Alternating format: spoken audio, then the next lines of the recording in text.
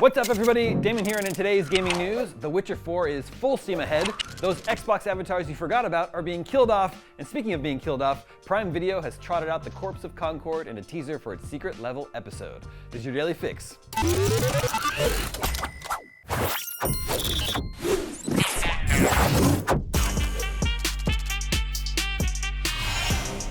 The Witcher 4 has entered full-scale production, developer CD Projekt has announced. As part of its latest financial results, the Polish company said that Project Polaris, the first installment in the new Witcher trilogy, has now progressed from pre-production to full-scale production. Joint CEO Michael Nowakowski said, "I'm proud to confirm that several weeks ago the Polaris team wrapped up pre-production and moved on to full-scale production, the most intensive phase of development. We are very pleased with our progress on this project, and I wish to thank the team for its dedication." CD Projekt currently has 400 developers working on Polaris, the majority of its 650-person total development staff. As for the rest of the staff, 64 are working on Orion, the sequel to Cyberpunk, 42 on Sirius, the Witcher game developed by the Molasses Flood, and 18 on Hadar, CD Projekt's brand new IP. That is some transparency right there. Polaris was announced back in October 2022. This August, Geralt of Rivia voice actor Doug Cockle revealed the White Wolf will appear in Polaris, but not as the main character. CD Projekt has long made clear that Geralt's saga had come to an end, meaning a new protagonist was fully expected for Polaris, but this was the first confirmation that he'd be in the next game at all. Only a single teaser image, seen here, has otherwise been revealed for Polaris, but it was enough to suggest Ciri will be the protagonist this time around. What's considered the true ending of The Witcher 3 Wild Hunt, thanks to its story being continued in comics considered canon to CD Projekt's universe, sees her become a Witcher herself. The teaser image also showed a medallion of a lynx, and while this is a brand new Witcher school not mentioned previously in the books, games, or comics, Ciri wore a School of the Cat medallion in the books, and its philosophy matches her nimble fighting style. As soon as we learn more about The Witcher 4, we'll share it with you here at IGN. Moving on, Xbox is removing the Avatar Editor app from consoles and PC, ending support for the revamped characters first introduced in 2018.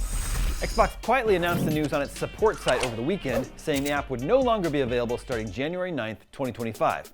The end of Xbox Avatar Editor support means that users will no longer be able to access avatars or any of their purchased items.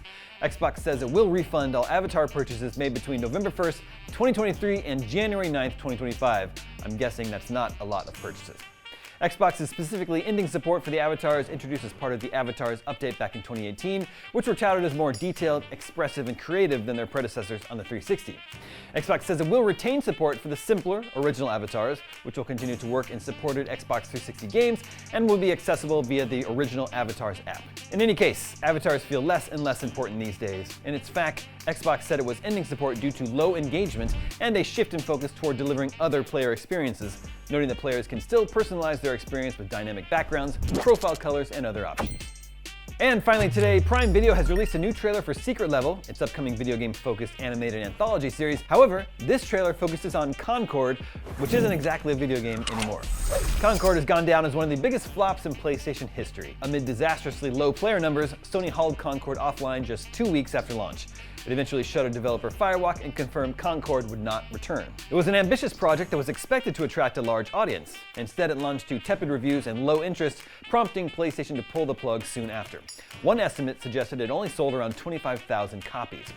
While Concord was primarily a live service hero shooter, it had a stab at telling an overarching story through cinematic vignettes that were designed to go live over time and flesh out the game's sci-fi universe and characters. Concord got through just a few of these cinematics before it was hauled offline. As it stands, Concord's Secret Level episode may be the last Concord anything ever released. On the bright side, the other 14 episodes of the series will focus on games that are still alive and well, or at the very least still playable, like Warhammer 40k Space Marine, Sifu, and Spelunky, just to name a few. We'll find out if Concord's episode is more entertaining than the game when the series launches on December 10th. And that is your Daily Fix for Tuesday, November 26th. Now that you're caught up on the news, watch the trailer for Donkey Kong Land 2 coming to Nintendo Switch Online. I'm Damon Hatfield, and for all your video game news, stay tuned to IGN.